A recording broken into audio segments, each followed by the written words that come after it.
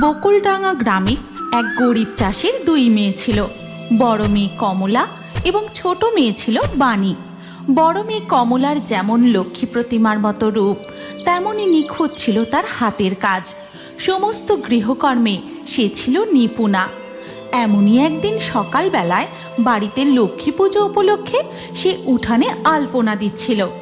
এমন সময় তার বাবা বাড়ি ফেরে।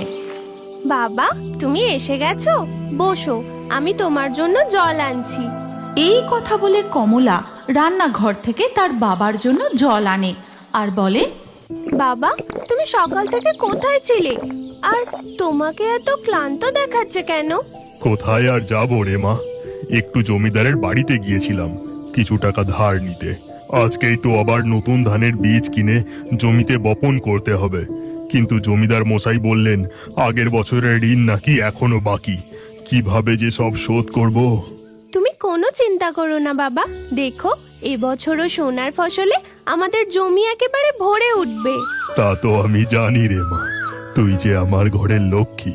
তুই যতদিন আমার ঘরে আছিস ততদিন আমার ক্ষেত সোনার ফসলে ভরে উঠবে, কিন্তু তাও জমিদারের ঋণ যে কেন শোধ করতে পারি না।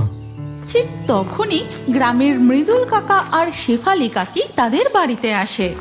ও কমলা, আমাদের বাড়ি চল মা, পুজোর সব জোগাড় হয়ে গেছে, তুই খালি গিয়ে আলপনাটা দিয়ে আসবি। বলি কমলা মা, তারপর আমার সাথে আমার জমিতে যাবি? জমিতে প্রথম বীজটা যে আমি তোর হাত দিয়ে বসাতে চাই। তুই যে খুব পয়মন্ত। তুমি যে কি বলো না মৃদুল কাকা, ঠিক আছে চলো। এরপর কমলা তাদের সাথে চলে যায়। তখন তার মা রান্নাঘর থেকে বেরিয়ে বলে, বাড়িতে মেলা কাজ পড়ে আছে, আমি আর একা হাতে কতদিক সামলাবো।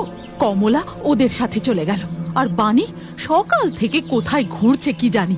আজ ফিরুক বাড়িতে, ওর একদিন কি আমার একদিন। এদিকে তখন দেখা যায় বাণী গ্রামের মাস্টার মশাইয়ের বাড়িতে। ও বানি, অঙ্কগুলো হলো তোর? এই হচ্ছে বাণী, যার লেখাপড়ার শখ প্রবল। যেমন তুখর তার বুদ্ধি, তেমনি সুন্দর তার গানের গলা। বাণী প্রত্যেক দিন লুকিয়ে মাস্টার মশাইয়ের বাড়ি আসে লেখাপড়া শিখতে আর গানের রেওয়াজ করতে। মাস্টার মশাই, আমার এই অঙ্কগুলো হয়ে গেছে, এবার কি করব? ঠিক আছে, বেশ, আজ তোকে একটা নতুন পদ্ধতিতে অঙ্ক শেখাবো। না না মাস্টার মশাই, আজ থাক, সেই কোন সকালে বাড়ি থেকে বেরিয়েছি, এখন না বাড়ি ফিরলে আমার পিঠে বেতের বাড়ি পড়বে। আমি বরং কালকে এই অঙ্কগুলো শিখে নেব, আর